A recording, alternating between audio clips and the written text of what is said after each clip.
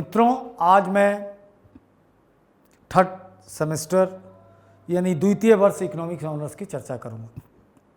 तो द्वितीय वर्ष के अंतर्गत फिर 2 सेमेस्टर, थर्ड और फोर्थ, फिर सब्जेक्ट का वही सिलसिला, core course, ability enhancement course, discipline specific course, skill development course, general elective. तो अब देख रहे हैं जैसे सेमेस्टर आगे बढ़ते हैं तो थोड़े कोर्स में थोड़ा परिवर्तन होने लगता है। अब आपको एबिलिटी इन्हेंसमेंट से मुलाकात नहीं होने जा रही है, अब डिसिप्लिन स्पेसिफिक और स्किल इन्हेंसमेंट और जेनरिक इलेक्टिव से होगी। तो देखते हैं इस कोर्स को। तो बात कर रहे हैं कि पहला है BECC 105 intermediate micro economics, intermediate macro economics, दोनों के फर्स्ट पार्ट पढ़ने हैं, और स्टैटिस्टिकल मेथड फॉर इकोनॉमिक्स। इससे पहले मैथमेटिकल मेथड थे इकोनॉमिक्स के अंतर्गत, अब हमारे पास आ गया स्टैटिस्टिकल मेथड ऑफ इकोनॉमिक्स, यानी एक चीज़ नया आया। अब मैथ किस रूप में आया? स्टैट के रूप में आया। अब इसके बाद हम देख रहे हैं कि दूसरे कोर्स की बात अगर करें तो पहले मैं देखते थे कि एबिलिटी कोर कोर्स के बाद आता था एबिलिटी इन्हेंसमेंट, उसकी ज़रूरत नहीं है, तो सीधा अब आ गए हम डिसिप्लिन स्पेसिफिक इलेक्टिव पे, वो भी इस सेमेस्टर में नहीं पढ़ना है। अब हम आते हैं डिसिप्लिन स्पेसिफिक के बाद एबिलिटी इन्हेंसमेंट पे, वो भी इस कोर्स के अंतर्गत नहीं पढ़ना है। अब हम आते हैं स्किल इन्हेंसमेंट के अंतर्गत, तो इसमें हम देखते हैं थर्ड सेमेस्टर के अंतर्गत कि थर्ड सेमेस्टर में हमें पढ़ना है, फिर बहुत कुछ मिल रहा है। Developing emotional competence, BPCS psychology का सब्जेक्ट आ गया।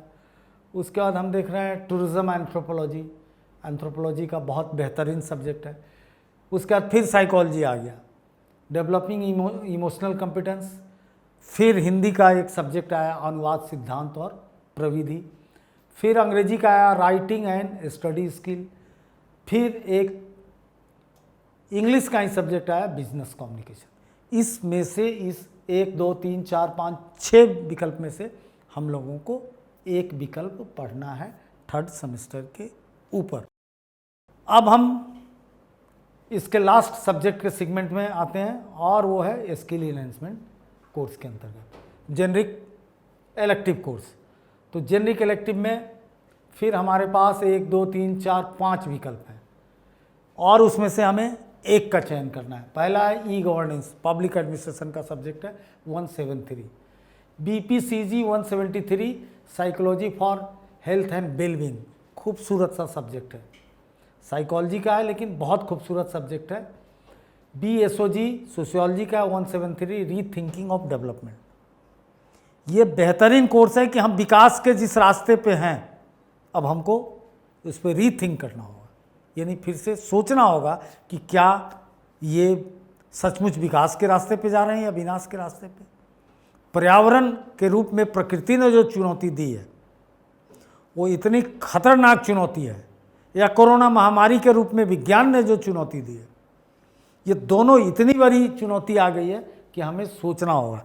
इसीलिए जेनरिक इलेक्टिव को ये भी कहा जाता है इंटरमीडिएरी सब्जेक्ट, जो एक से दूसरे विषय में इकोनॉमिक्स ऑनर्स पढ़ रहे हैं, लेकिन जेनरिक इलेक्टिव में कुछ भी इकोनॉमिक्स से जुड़ा हुआ नहीं है, लाइफ से जुड़ा हुआ है। तो रीथिंकिंग ऑफ डेवलपमेंट, समाचार पत्र और फीचर लेखन, उसके बाद एकेडमिक राइटिंग एंड कंप्रीहेंशन।